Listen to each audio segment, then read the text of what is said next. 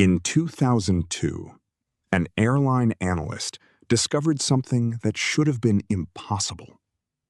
A single passenger name appeared on hundreds of flight manifests across the United States.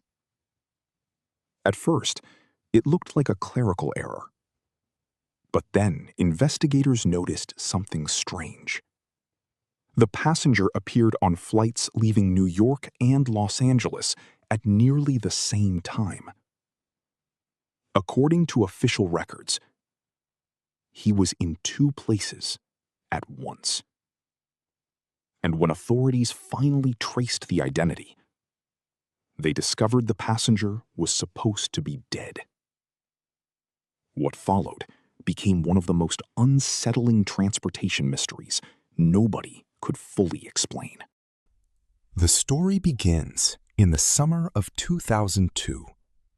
A data analyst named Ryan Mercer worked for a regional airline contractor responsible for auditing passenger records. Most days were routine. Duplicate names, ticketing mistakes, scheduling errors. Nothing unusual. Then, Ryan noticed a passenger named Daniel Voss. The name appeared repeatedly, not once or twice, hundreds of times. At first, Ryan assumed Daniel was simply a frequent traveler. Business executives often flew multiple times per week. But Daniel's records were different. His flights covered nearly every region of the country. Chicago, Dallas. Ryan exported several months of flight data. That's when he found the first impossible entry. According to airline records, Daniel boarded a flight from Atlanta to Denver. Less than 40 minutes later, his name appeared on a departure from San Francisco, thousands of miles away. Ryan assumed there was a database synchronization problem. But additional records revealed the same pattern. Again, and again, and again. Different airlines, different airports, different states. The passenger seemed to move across the country faster than physically possible. Some manifests even showed overlapping flight times. No traveler could do that. Not legally, not physically. Yet the records kept appearing. Concerned, Ryan reported the anomaly. At first, supervisors dismissed it. Large airline systems processed millions of records. Errors happened. But when technicians reviewed the manifests, they found something troubling. The entries were authentic. Ticket numbers matched. Reservation codes matched. Check-in records existed. Security processing logs existed. Everything appeared legitimate. Daniel Voss wasn't simply appearing in databases.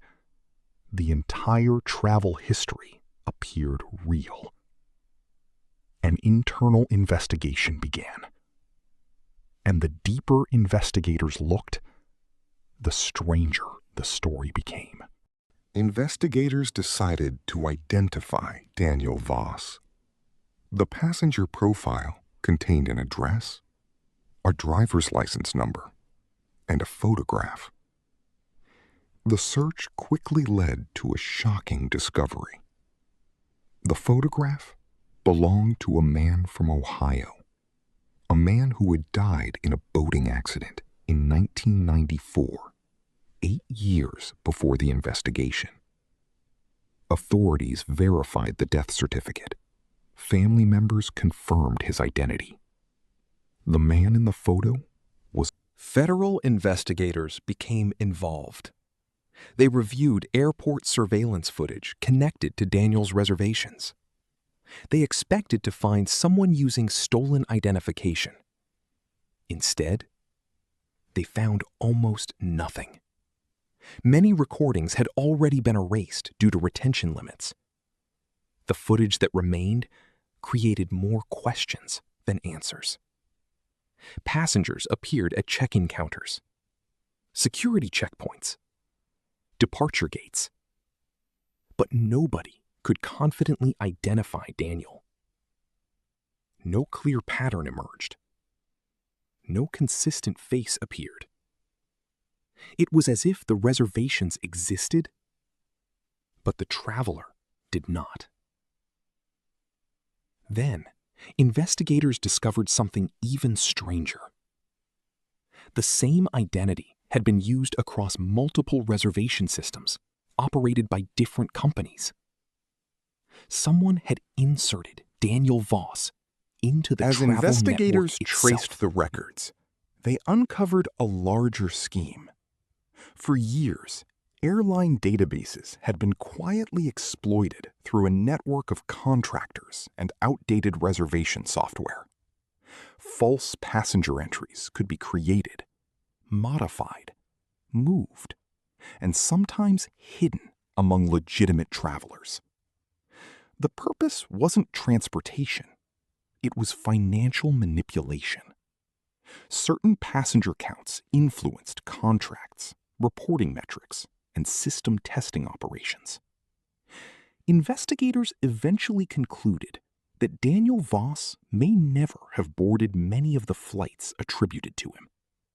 His identity had become a placeholder, a ghost inside the system, a name repeatedly reused across thousands of records. But even that explanation failed to answer every question, because several verified airport employees